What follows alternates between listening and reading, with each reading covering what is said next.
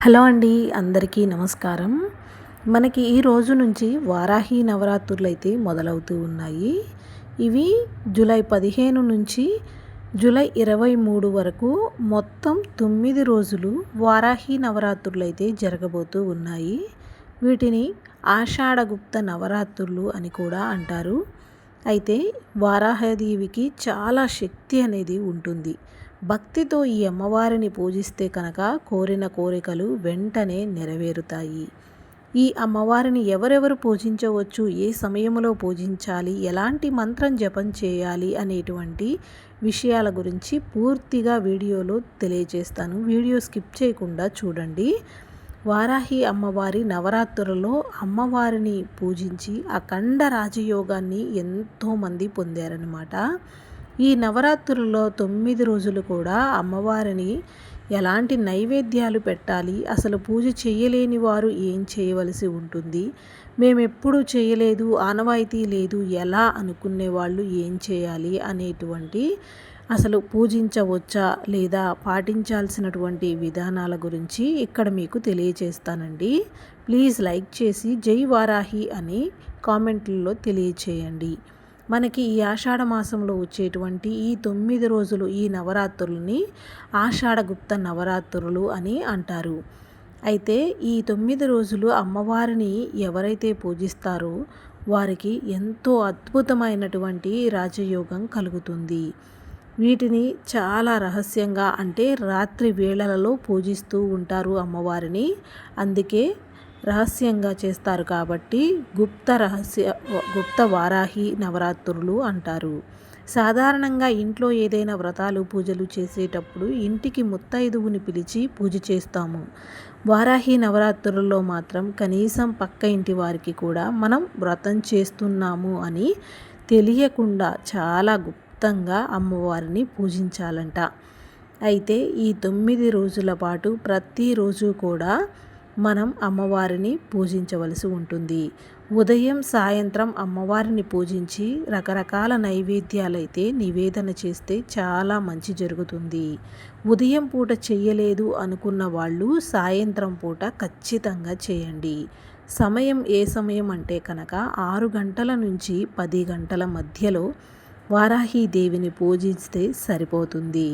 కానీ ప్రస్తుతం ఉన్న బిజీ లైఫ్లో 9 రోజులు కూడా వరుసగా అమ్మవారిని పూజించటం కొంతమందికి కుదరకపోవచ్చు. కానీ అలాంటప్పుడు మీకు వీలైనన్ని రోజులు అమ్మవారిని పూజించుకోండి. అలా నిత్యము 9 రోజులు చేయలేని వారు కలశము లాంటివి పెట్టుకోకుండా, విగ్రహాలు లాంటివి పెట్టకుండా చేసుకోవటం, అంటే ఒట్టిగా పటాన్ని మాత్రమే పెట్టుకొని పూజించుకున్నట్లయితే సరిపోతుంది. ఇంకా కుదిరితే కనీసం 3 రోజులైనా సరే అమ్మవారిని పూజించాలి. నవరాత్రులు వచ్చేలోపు వారాహీదేవి చిత్రపటాన్ని తెచ్చుకొని పూజా గదిలో పెట్టుకోండి. అంటే ఈరోజే మొదలవుతుంది కాబట్టి ఇంతకు ముందు వీడియోల్లో మీకు చాలాసార్లు చెప్పి ఉన్నాము. ఇంట్లో చాలామంది అమ్మవారిని పూజించే వారికైతే ఐడియా ఉంటుందండి. లలిత అమ్మవారి ఫోటో ఉన్నా కూడా సరిపోతుంది. అయితే ఆనవాయితీ లేని వారు ఈ పూజను చక్కగా చేసుకోవచ్చు. మేము ఎప్పుడు చేయలేదు, ఏమన్నా అవుతుందా అంటే ఎలాంటి ఇబ్బంది లేదు, చక్కగా చేసుకోవచ్చు. అమ్మవారిని ఎలా పూజించాలి అంటే కనుక స్త్రీలు తలస్నానం చేసి ఇల్లంతా శుద్ధి చేసుకొని ఇంట్లో అమ్మవారిని పూజించాలి. అయితే 9 రోజులు పూజ చేసేవారు ప్రతిరోజు కూడా తలస్నానం అనేటువంటిది చేయవలసినటువంటి పని లేదు. 2 రోజులకి ఒకసారి తలస్నానం చేస్తే ఇంట్లో పూజ చేసుకోవచ్చు అన్నమాట. ఈ గుప్త నవరాత్రుల్లో 9 రోజులు స్త్రీలు పాకెట్లో కుంకుమ బొట్టు, అంటే పాపిట్లో కుంకుమ బొట్టు పెట్టుకోవాలి. అలాగే కాళ్లకు పసుపు రాసుకోవాలి. పూజా గదిలో ఒక చిన్న పీటను వేసి దానిపైన ఎరుపు రంగు వస్త్రాన్ని పరిచి అమ్మవారి ఫోటోను ఉంచండి. అమ్మవారికి పసుపు కుంకుమ బొట్లు పెట్టి పూలతో నగలతో అందంగా అలంకరించుకోండి. ప్రతిరోజు పూజా గదిలో ముగ్గు వేసి వారాహి అమ్మవారిని ఎర్రని పుష్పాలతో లేదంటే నీలిరంగు శంకు పుష్పాలతో అలంకరించి తూర్పు లేదా ఉత్తర దిశ ముఖంగా కూర్చొని పూజ అనేది చేసుకోవాలి. అమ్మవారికి ఎరుపు రంగు పూలంటే మహాప్రీతి. 5 రేకుల నాటు మందార పూలు, ఎర్ర గులాబీలు లేదా కనకాంబరాలతో అమ్మవారిని పూజిస్తే ఇంకా మంచిది. మొదటి రోజు మాత్రం ఖచ్చితంగా పూజ చేయవలసి ఉంటుంది. అంటే జూలై 15వ తారీఖున ఈరోజు సాయంత్రము ఖచ్చితంగా పూజ చేసుకోండి. మీ కుడి చేతిలోని కొన్ని నీళ్లు, అక్షింతలు తీసుకొని మీ పేరు, గోత్రం చెప్పుకొని మీ కోరికను మనస్సులో స్మరిస్తూ ఈ 9 రోజులు వారాహి అమ్మవారిని నిష్ఠతో పూజిస్తాము అని సంకల్పం చేసుకోవాలి. అలాగే అమ్మవారి పూజలో కలశ స్థాపన చేస్తే చాలా మంచిది. ఒక చిన్న రాగి చెంబులో నీరు నింపి అందులో కొద్దిగా పసుపు, కుంకుమ, 1 రూపాయి కాయను వేసి పైన ఒక కొబ్బరికాయను పెట్టి కలశాన్ని అమ్మవారి పక్కనే పెట్టుకోండి. వారాహి అమ్మవారి పూజను ప్రారంభించే ముందు చిన్న పసుపు గణపతిని తయారు చేసి గణపతికి 3 గరిక పూజలు సమర్పించి ఒక చిన్న బెల్లం ముక్కను నైవేద్యంగా పెట్టి పసుపు, కుంకుమలు, పువ్వులు, అక్షింతలతో గణపతిని పూజించిన తరువాత వినాయకుని అనుమతితో వారాహి పూజను మొదలుపెట్టాలి.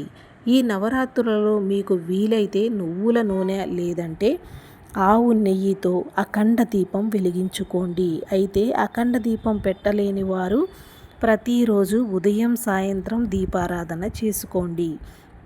అఖండ దీపం పెట్టినట్లయితే కనుక ఖచ్చితంగా నియమ నిష్టలతోటి ఇంట్లో మాంసాహారం లాంటివి కూడా తినకుండా బ్రహ్మచర్యం పాటిస్తూ మనం ఈ 9 రోజులు చేయవలసి ఉంటుంది. అలా కుదరని వారు నిత్య దీపారాధన లాగా చేసుకోవచ్చు. అమ్మవారి చిత్రపటం పైన ఎర్రటి అక్షింతలు వేస్తూ అష్టోత్తర శతనామాలు చదువుతూ అర్చన చేయాలి. లేదు అనుకుంటే కనుక ఓం వారాహి దేవ్యై నమః అనే మంత్రాన్ని 108 సార్లు జపించండి. వారాహి దేవిని పూజించేటప్పుడు అమ్మవారికి నైవేద్యంగా ఉడికించిన శనగలు, పెసరపప్పు వడలు, దానిమ్మ పండు గింజలు ఎర్రనివి ఉంటాయి కదా అవి, లేదంటే అమ్మవారికి ఎంతో ఇష్టమైనటువంటి దుంపలకు సంబంధించినవి, అంటే మనం నిత్యం వంటలలోకి ఉపయోగించేటువంటి దుంపలను కూడా మనం అమ్మవారికి పెట్టుకోవచ్చు. లేదంటే చక్కెర పొంగలి, బెల్లం పరమాన్నం, దద్దోజనం అలాంటివైనా కూడా అమ్మవారికి నివేదన చేయవచ్చు. తీవ్రమైన అప్పుల సమస్యలు, ఆర్థిక సమస్యలతో బాధపడేవారు 108 లవంగాలను ఒక ఎర్రటి దారంలో మూటగా కట్టి అమ్మవారి ఫోటో మూలగా వేస్తే ఆర్థిక ఇబ్బందులన్నీ వెంటనే తీరిపోతాయి. పూజ చేసే స్త్రీలు ఆకుపచ్చ రంగు, పసుపు లేదా ఎరుపు రంగు వస్త్రాలను ధరించి పూజ చేస్తే చాలా మంచి జరుగుతుంది. నలుపు, నీలిరంగు వంటి దుస్తులను అస్సలు ధరించకూడదు.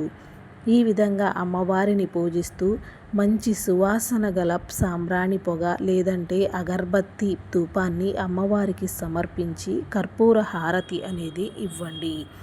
ఖచ్చితంగా మీ మనసులో కోరికను గట్టిగా కోరుకోండి.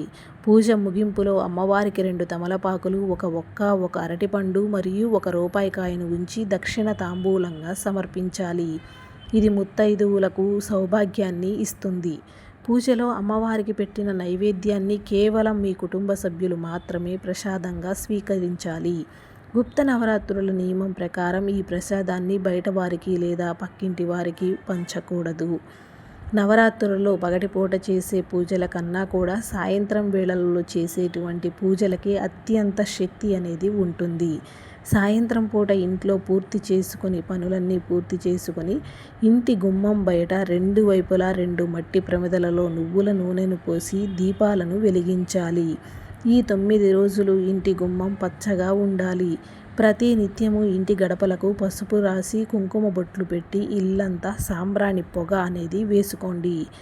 ఏదైనా నవరాత్రులలో ఏదైనా ఒకరోజు వారాహి అమ్మవారి ఫోటో ముందు కూర్చొని కుంకుమ అర్చన చేయాలి.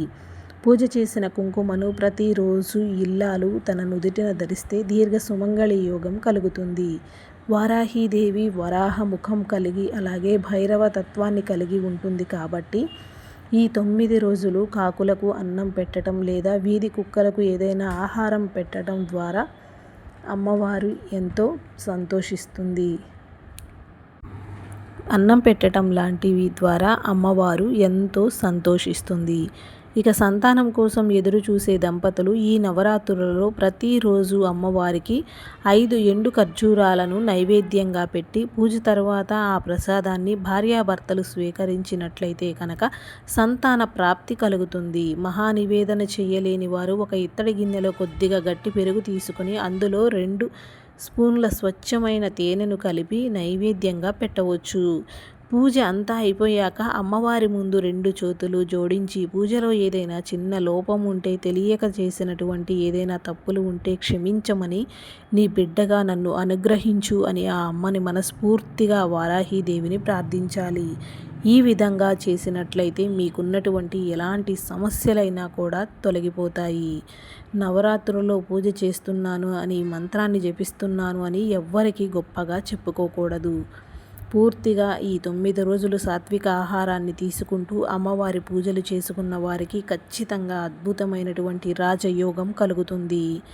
9 రోజుల తరువాత అమ్మవారి యొక్క అద్భుతమైనటువంటి యోగాన్ని మీరు, అమ్మవారు ఇచ్చేటువంటి అద్భుతమైనటువంటి సంకల్పాన్ని, బలాన్ని, మీ కోరికలని తీర్చే తల్లిని మీరు ఖచ్చితంగా పొందుతారు.